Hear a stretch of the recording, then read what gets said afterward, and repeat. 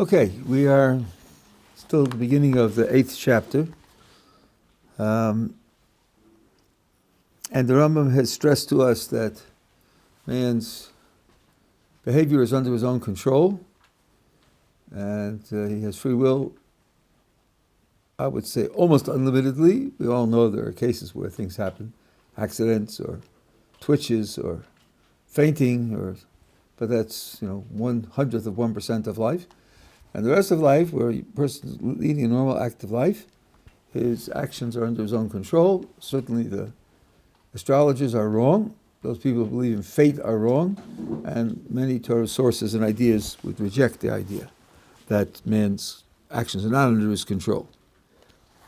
And then he is considering the statement in the Talmud, which is brought several times, which literally reads, everything is in the hands of heaven except for the fear and awe of heaven. And he says a naive reading of this statement would lead to the conclusion that many, many of the things that we do, which we feel we have control over, where we feel we're making decisions, we're just dead wrong about it. Because a great portion of life is not dealing with religious matters or spiritual matters at all. It's making a living and buying new clothes and paying taxes and doing the things that people do. And he says that that's a mistake because you don't realize the extent of Torah's significance of the things that you do. And he gives the example of getting married. Most people will tell you that getting married, I'm trying to find someone who's compatible and whom we can share our lives together and we'll be happy together. And then we'll keep Shabbos, When Shabbos comes, we'll keep Shabbos. We said the kitchen will be kosher, but getting married is certainly not a religious matter. And the Rambam points out that it's getting married itself is a mitzvah, and the way you're supposed to do it is for the sake of the mitzvah of procreation, and certain marriages are forbidden, so deciding not to marry a forbidden woman is also a mitzvah that you have to do.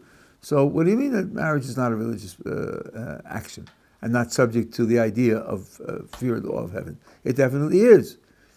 And if you extend the way you look at it, business, the fact that you conduct business, if you don't have the Choshen Mishpat at your hand when you conduct your business, you're going to do terrible things. Full of crimes. So if you understand the extent to which fear and awe of heaven is present in our actions, then you'll understand that when Chazal said everything's in the hands of heavens, aside from Yiras Shamayim, you'll see that what they meant was aside from, as he says now, natural things, like your physical condition, short of what you do to yourself with your own decision. But let's say how tall you are, whether blue eyes or brown eyes, whether you're right-handed or left-handed, or the weather, or the soil, the climate, and things like that. Those are things that you have no control over. But everything that's within your normal behavior, you do have control over. And therefore, this statement that everything's in the hands of heaven doesn't exclude anything that you would normally think of as your own behavior. So it's not the challenge that it seemed to be when first read. Yeah. Is potential somehow an argument in the sense of how a person will have a certain field of realization, of self-realization? Is potential an argument? I'm not following. Yeah, like a certain person, given a few conditions, has certain potentials. Yes. Well, let me see if I understand you. There's no question that what my choices are is very strongly affected by features beyond my control. Mm-hmm. But that wasn't what he was discussing. He wasn't discussing what my options are. That's even under the control of other people. like the example that we spoke about, where somebody puts a gun to the head of a Jew, and says, "Bow to the idol." That changes his choices drastically, because to go to lunch with his friend tomorrow requires bowing to the idol. So that wasn't so before. But we're talking about taking away the power to choose, whether you have 2 alternatives or 16 alternatives. If you lose the power to choose, then the game's over. And the question was whether the statement in the Talmud implies you don't have the power to choose. And the answer is no, it doesn't, because when it says everything's in the hands of heaven, everything there is the natural circumstances that you live under. Right? That's not going to take away your power to choose. That's the point that Rambam was making. That's what I mentioned the Chovos Levavos, who says that nothing's neutral.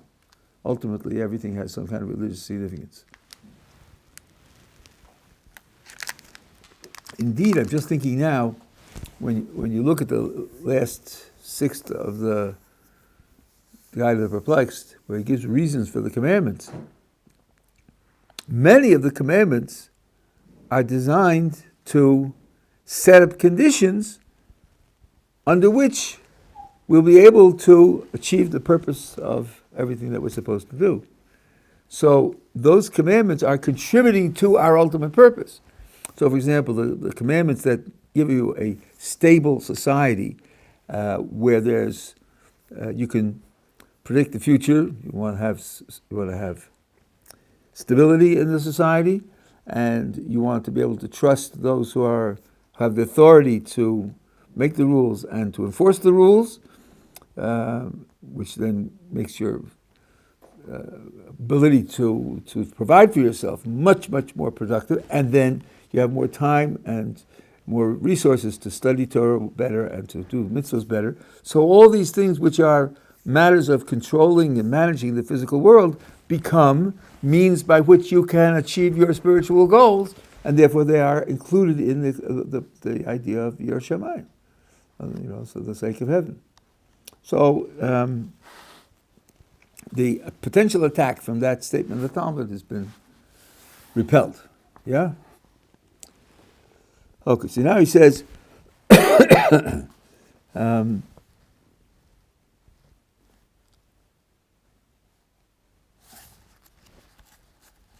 sorry. Oh yes, so now I wanted to read you what he says about marriage. I told you, he says it here in 3 words, but in a responsive, he says the following. The Talmud says, so-and-so, the daughter of so-and-so is going to marry so-and-so. And it also says about money, that so-and-so's field is going to go to so-and-so. If you thought that this connection, which the Talmud is mentioning, applies to everyone, and the words are to be understood in their simple sense,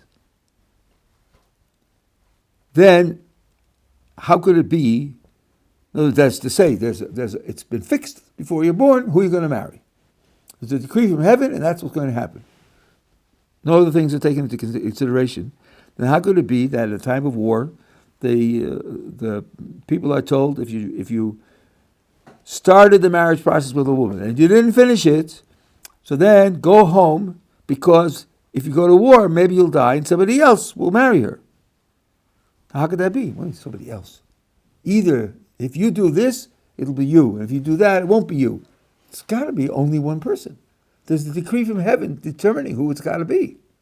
So it's inconceivable to say that, and that's what the verse says. So therefore, what it says in the Talmud, we're not understanding correctly. So then he gives his explanation of that Gemara. It's a very controversial Gemara. He says, rather, what the Gemara is, that sometimes a person's marriage is determined on the basis of either reward or punishment based on the things that he does. That the marriage will be good or bad depending upon what he does, which would mean that if the decree is made before they're born, simply, HaKadosh Baruch Hu takes into account what they will do. He sees the future, that's a separate thing, or a separate issue in free will. He sees the future, that doesn't take away your free will. And that being the case, all of that is built into this idea of reward and punishment. But he says it won't happen every time. What doesn't mean to say that it's every time. It means to say when there's a matter of reward and punishment that requires it, then this will take place. And that has nothing to do with whether you have free will or not. So that's his explanation. Now, goes on to say that this idea that you are in control of your behavior is expressed in a famous verse in Lamentations. Mipi elyon lo seitzei haros v'atov. From the mouth of the Most High will not come out evils and good. And that's a challenging verse. Evils and good, wonder what they are. And they don't come from the mouth of the Most High, so where do they come from? Chance? Other forces? Other powers? What could this be referring to? And also, which I didn't hear anybody explain, why is rose plural and tov singular? Evils and good. I mean, you might say, like, if a question, usually there's one right answer and lots of wrong answers. What's 2 plus 7? Well, 9's the right answer and every other number is the wrong answer. So there are lots and lots of ways to get something wrong, and usually a very small number or one to get it right. The Rambam says this verse is talking about human actions. Bad actions and good actions. And that is what does not come out of the mouth of the Most High.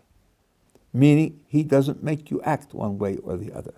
That's how he takes this verse. Because Baruch Hu does not decree the bad actions that people do, nor the good actions that people do. And that being the case, it is appropriate for a person to be saddened and to complain about the transgressions that he has performed. Because he did it himself. That should make him sad. And that should make him complain about himself. Wail over his own failures, because it's his failure. If it was the stars, or if it were a divine decree, then he could slough it off and say, it's not me, I was just used as a tool. It doesn't say anything about me. But when you know that you have free will, then it's appropriate to bewail your failures. And this is what the verse says, Ma yisonein, also in Lamentation, Ma yisonein adam chai, gever al chata'av. What is a person moaning over or sighing over? The living person on his transgressions. That's what he's sighing over, and that's right. He should sigh over that. And then the book goes on to say, and what happens if you do fail and you are disappointed in yourself and wailing over it? There's a way to fix it.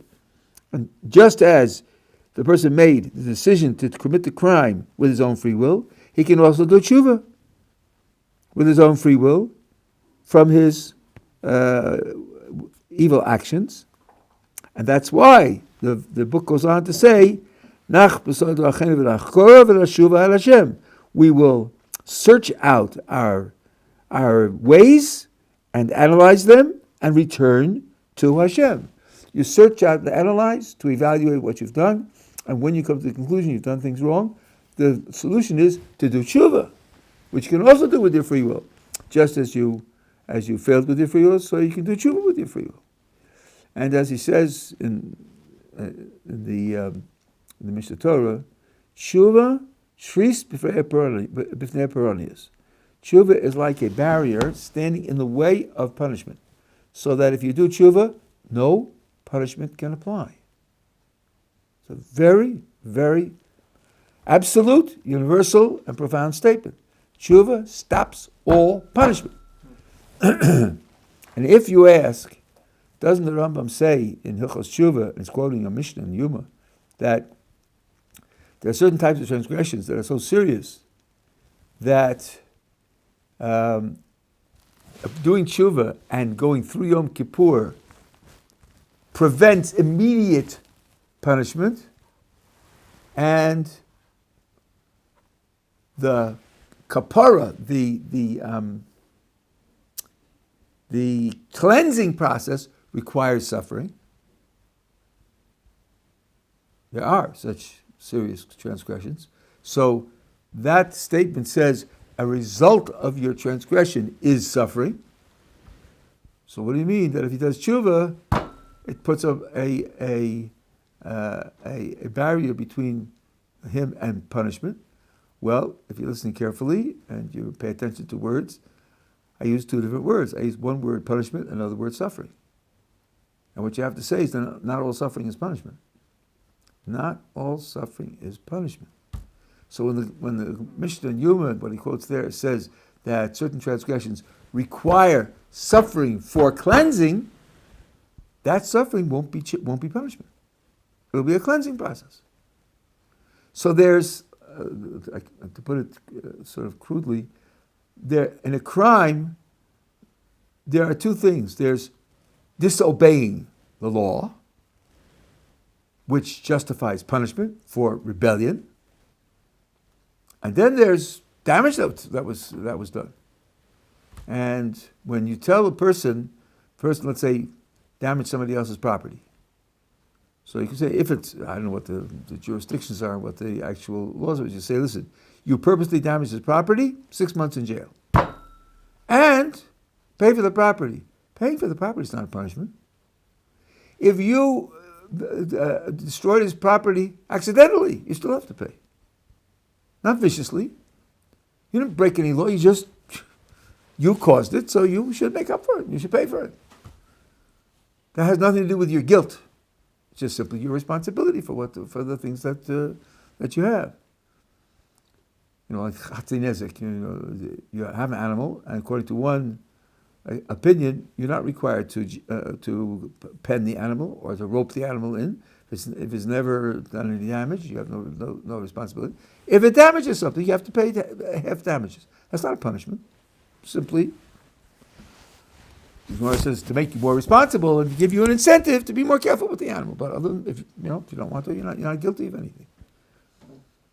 So that the suffering there is not a form of punishment. So what it says in Lamentations is that the person should cry over his own transgressions and analyze his actions and do tshuva, because tshuva will then stop punishment absolutely. And all of this is the way free will works out. And the verse goes on to say, Nisla Veilu Kapayim El Kel Bashamayim. Part of the tshuva process is crying out to Hashem and begging mercy and forgiveness.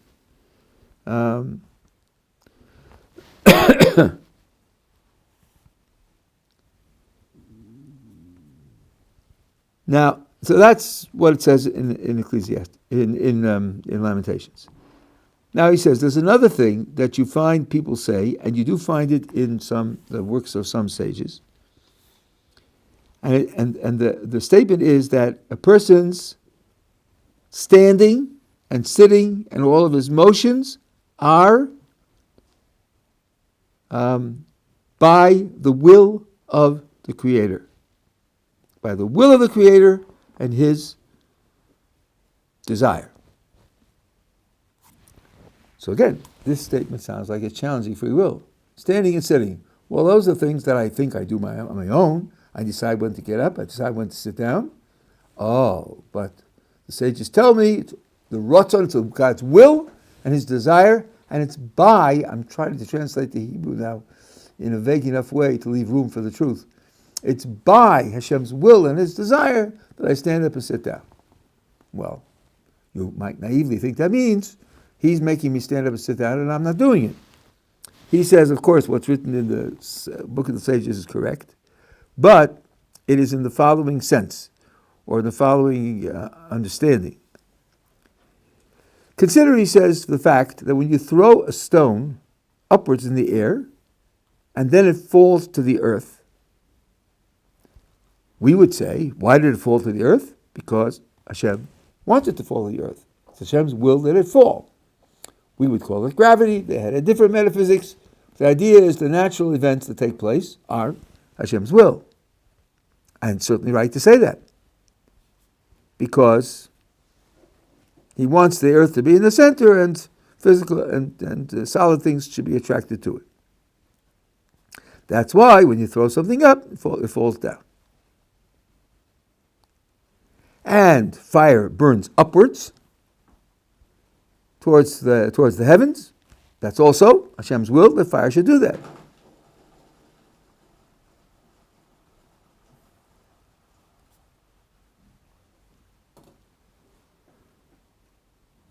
Okay, and then there's a certain false theory about how Hashem does it that's not relevant to us. From the 6 days of creation, He set up a system where that's the way it goes. Things operate according to their nature. Now, the Rambam has a preference for explaining things naturally, and he goes to considerable effort to explain things naturally. And he's telling you now that Hashem set up a system of nature. Why does he think that? Why is he committed to that? There's only one reason, and that is Jewish sources say so. Not because he's a philosopher, not because he's an Aristotelian and influenced by his philosophical sources or philosophical commitments.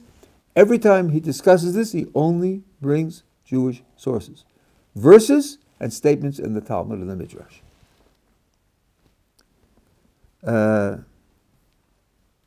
You have in Ecclesiastes this time, Masha haya ushiyeh, basher lihiyos kvar haya. That which was is that which shall be, and that which comes into existence already was in existence. And it says there also, Ein kol chadash tachas hashemesh. Nothing is new under the sun. So, we have our sources that say that something called nature rules. So therefore, he says, the sages had to say that the miracles that we observe, which are out of the pattern of the normal, this is very, very important. The miracles we observe that are out of the pattern of the normal, those that have been and those that will be, which we've been promised, all of them were set up by God's will during the 6 days of creation. And it was established in the nature of these things that these powers and activities should appear at the time that they appear. And new, meaning that they didn't appear before. And the observer doesn't know that. The observer doesn't know it was set up during the 6 days of creation. So he thinks it's something that's happening now, that the Creator is now willing that things should change. No, that's not correct. And in the Midrash on Koheles and other Midrashim, they go to great lengths to explain the idea that the world has a nature, and that nature continues. Olam k'minhago noheg. The world goes according to its custom. So you had verses, and now this is a statement from the Talmud.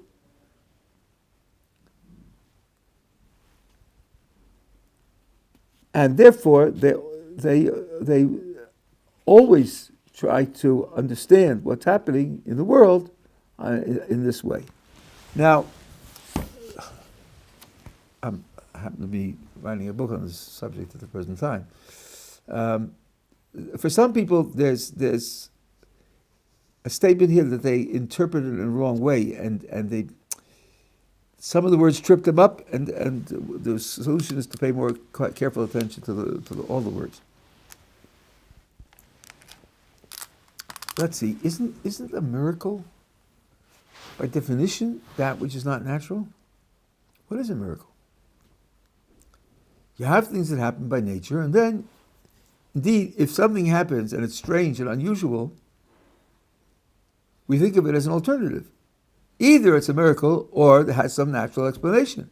And when you find that it has an actual explanation that you weren't aware of, then say it wasn't a miracle.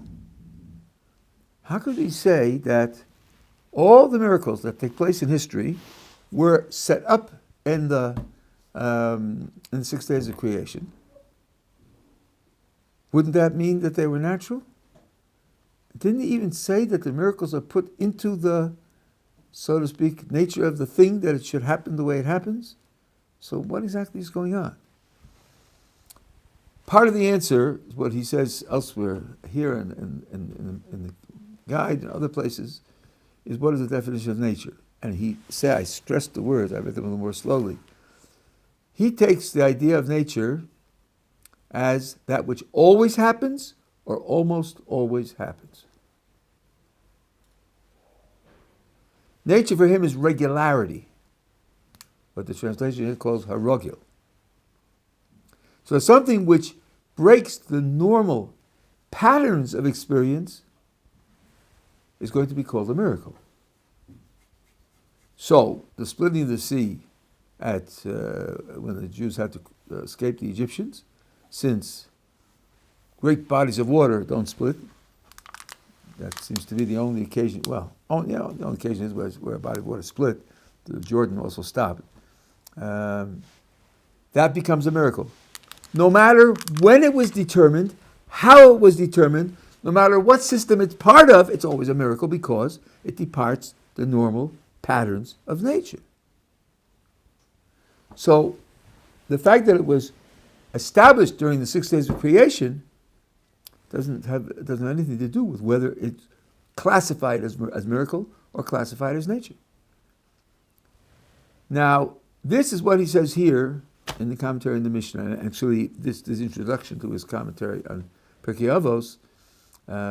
In Pirkei Avos, you have a statement that 10 things were created during the last hours of the 6th day of creation, and the Rambam says there that 10 are only examples. It doesn't mean those 10 and only those 10. And it means, in fact, everything that happens later that departs from the patterns of regularity, that too was also decreed in the last hours of the 6 days of creation. But not because philosophy demands it, but because, as I showed you, verses and statements in the Talmud and the Midrash say so. In the Moreh Nevuchim, he has a different view. Moreh Nevuchim, he says that miracles can be created later, as long as the miracle is limited in space and or time. Then it can be ordained later. It doesn't have to be preordained in the 6 days of creation. And his explanation for it is, what does it mean for nature to be constant, or nature not to be changed? The world goes according to, and nothing is new under the sun, and so forth and so on.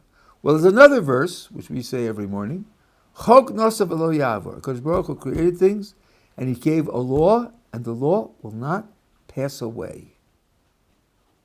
The law will not pass away. Now, we mustn't confuse the Rambam's view of laws and science with the contemporary view of law and science, and we mustn't assume that the contemporary one is any better. What would it mean for a law to pass away? Let's suppose there's a law that on every Thursday at noon it rains. And this goes on for years and years and years and years. And suddenly a new pattern emerges. Every Thursday it rains at noon except for the third Thursday in July. Third Thursday in July, the spigot is turned off. That's all. It just doesn't happen. Would you say that the law of raining on Thursdays passed away? I don't think so. You'd say it has a once in 52 exception. The law is working 51 out of 52 times. Would you say the law passed away? I don't think you would. What you would say is it has an exception. The Rambam's concept of what the verse means is that the law will not stop operating. There was a time when, in order to account for the accelerating expansion of the universe, they played with the idea that at certain distances, gravity becomes repulsive. Using the same word sounds a little funny. Isn't gravity an attractive force? No, at certain distances it becomes repulsive. Okay, but that doesn't mean the law of gravity ceases. It means gravity doesn't work equally at all distances. We're still functioning. It's just the scope of functioning is less. That's what the Rambam understands as the limitation on changes in nature. The laws remain. Now, the question, all of this I heard from Rabbi Meiselman, the question here is this.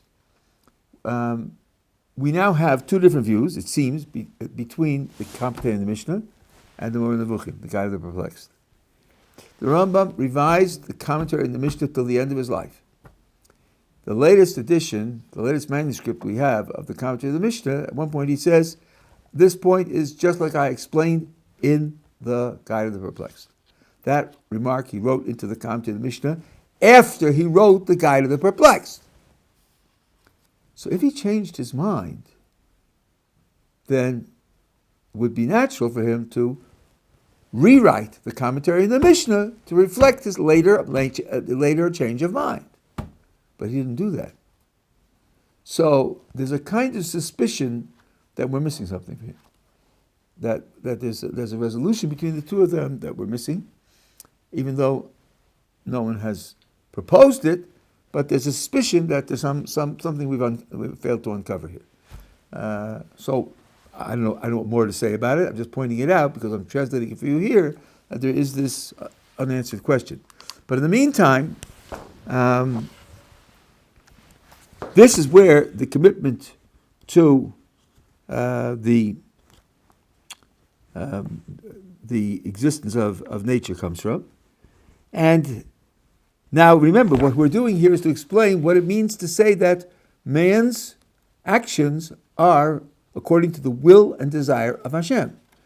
And he said, he's given background now, is to say, the fact that stones fall, that the fire rises, and other things happen, is definitely the will and desire of Hashem. And I have to understand how to apply that to human actions.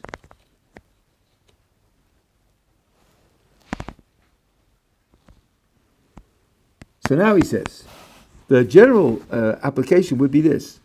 Just as you would say that is the will of Hashem that a man should be two-legged and have an upright posture and have a broad chest, and he should have fingers. Also, Hashem's will was that he should move on his own. His will was that he should move on his own. His will was that man should have free will. So, when I get up and sit down, I do so by my own choice. I am doing what Hashem willed. Hashem willed that my actions should be under my control.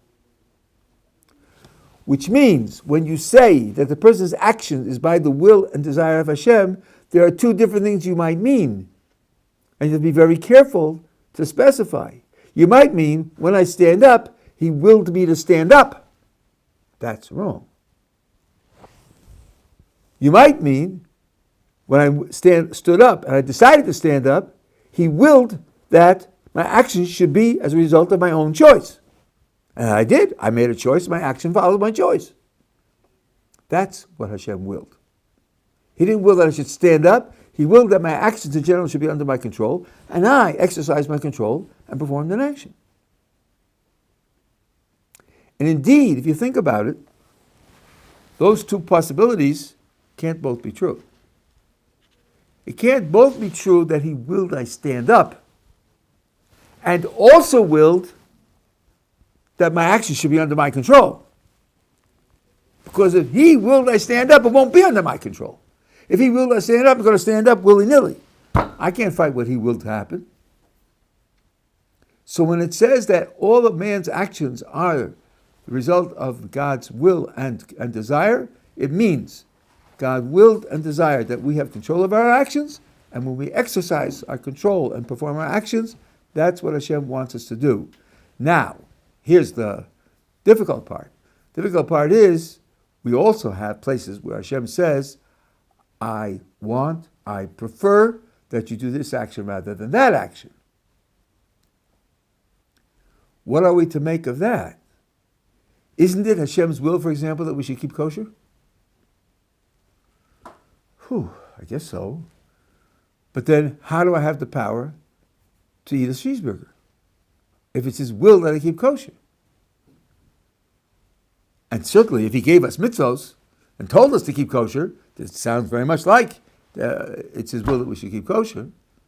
And the answer is, it's His will that we freely choose to keep kosher. And it's His will that we freely choose to keep kosher. His will for kashrus can't include forcing us to keep kosher, because then He won't get what He will. He won't get what He wants. What He wants us is to freely choose to keep kosher. If you want that someone should freely do something, you then tie your hands and make it impossible for you to cause them to do it, because then you don't get what you want. So we have to understand the will that's expressed in the mitzvos under the control of the axiom that He wants us to have free will.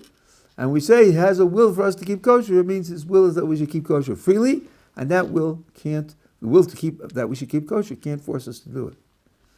So again, when we keep kosher, we can say we're fulfilling His will in two senses. Number one, it's His will that we should act on our own, on the basis of our own free will.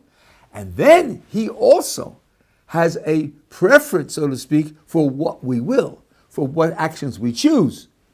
And we can fulfill that also by choosing the right actions. Then we'll be doubly in the hands, according to His will. According to His will, the way that we act in general, and according to His will, what we happen to choose in a particular case. But the latter can't force the circumstances, because what He wants is that we should make free choices. Okay, that's His explanation of what it means that man's actions are according to God's will and desire. And that's not going to challenge free will. Free will is built into what Hashem wills and desires.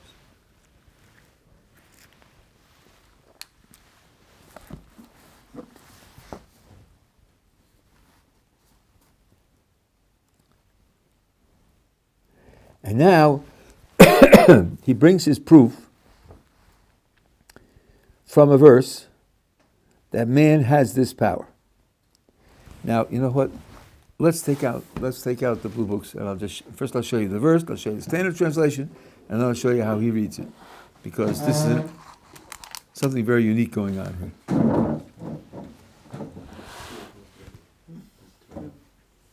Thank you.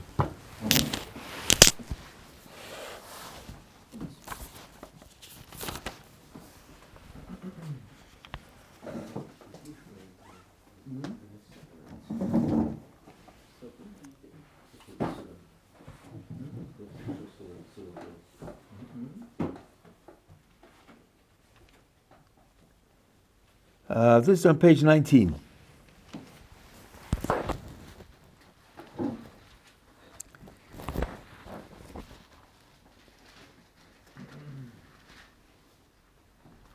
So this is after the transgression in the Garden of Eden. They ate from the tree of knowledge. And here, Hashem is driving him out of the Garden of Eden. And there are two different explanations. I'm interested in verse 22. Now, I'm reading to you this translation, which is one of the standard translations, but the Rambam's translation is going to be quite different, as you'll see. Hashem God said, "Behold, man has become like the unique one among us, knowing good and bad. And now, lest he put forth his hand and take also the tree of life and eat and live forever." So Hashem God banished him from the Garden of Eden. This is Rashi's translation. Behold, man has become like the unique one among us. the tree of knowledge was supposed to produce the knowledge of good and evil. This verse testifies that he got the knowledge of good and evil. But that's the reason why he's being expelled from the Garden of Eden.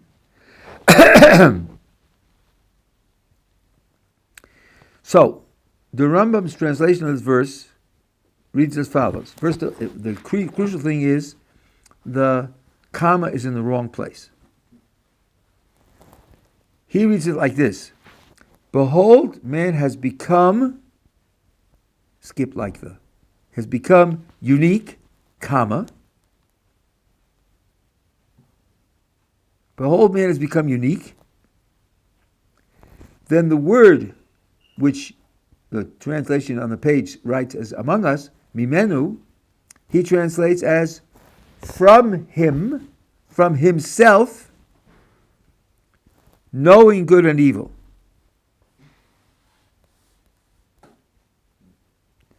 And he understands it as follows. Man has become unique in the world.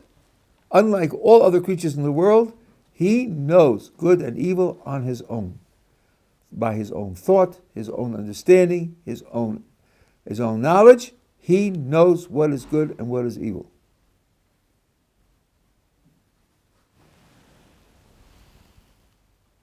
And he says, this then is the source of free will.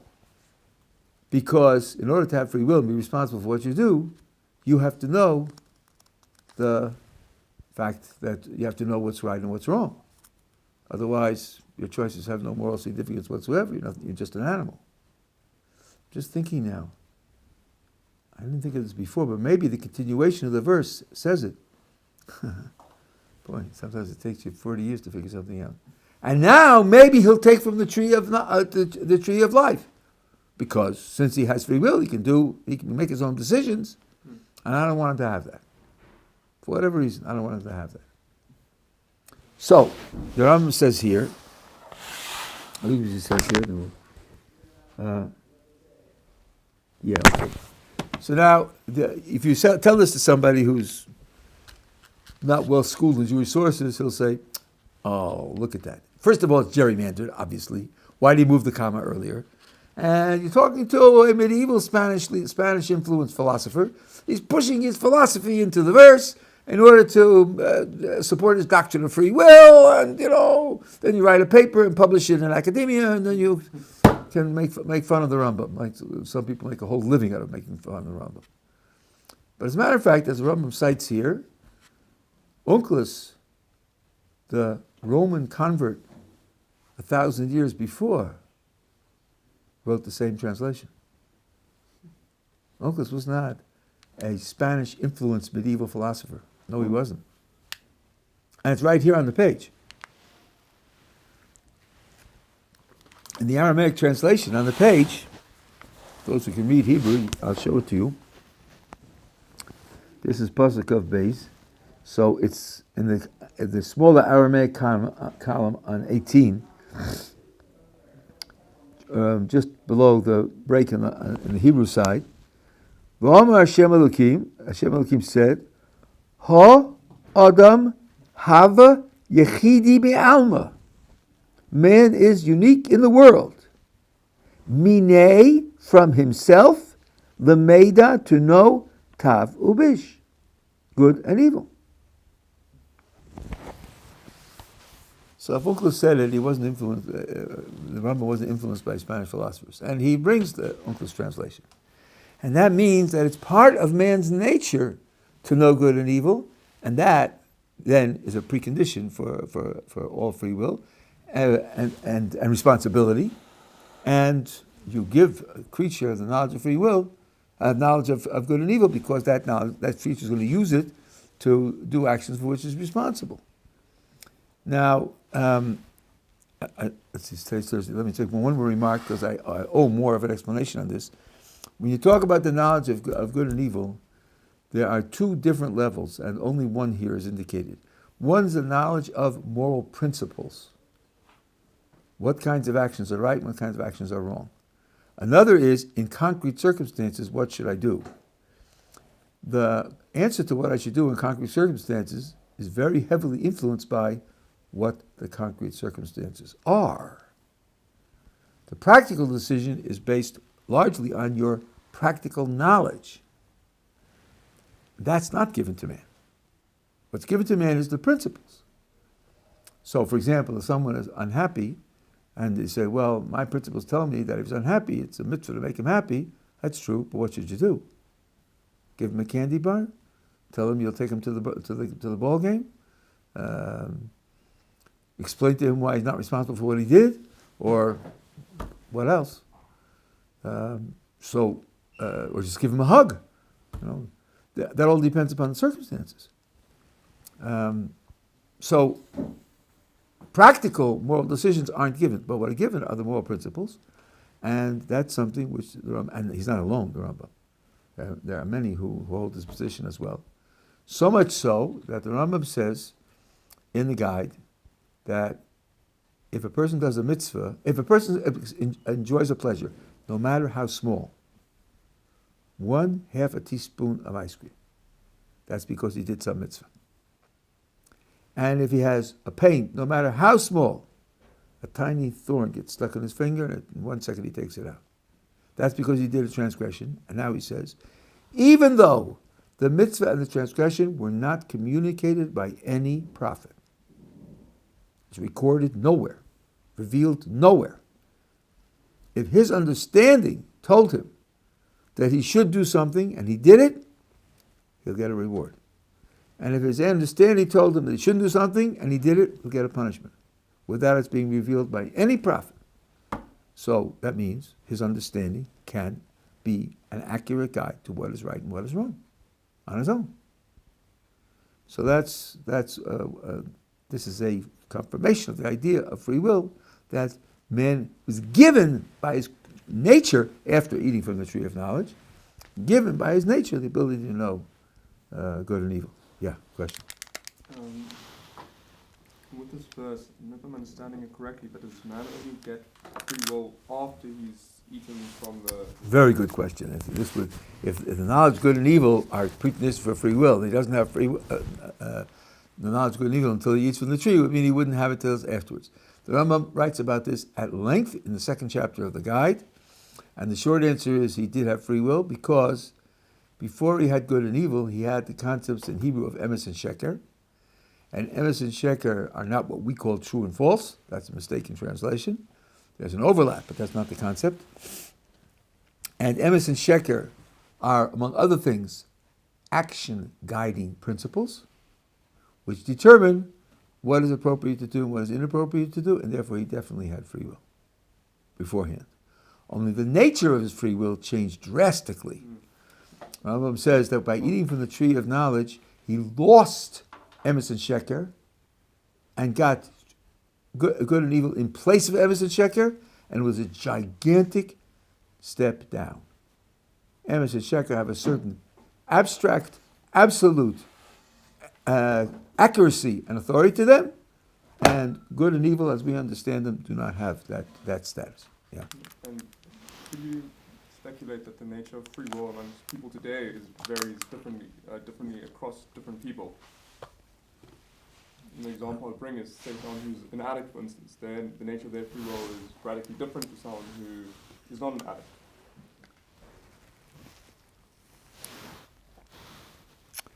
The nature of his free will. What I would say in the case of an addict is that there are certain areas of life where he doesn't have free will. But that's not the same as saying his free will is different. It's just saying that it doesn't apply to the same areas. When he exercises free will, it's the same free will that everybody else has. There's just certain areas in which he can't exercise free will. That wouldn't mean the nature of his free will changes. Okay. Yeah.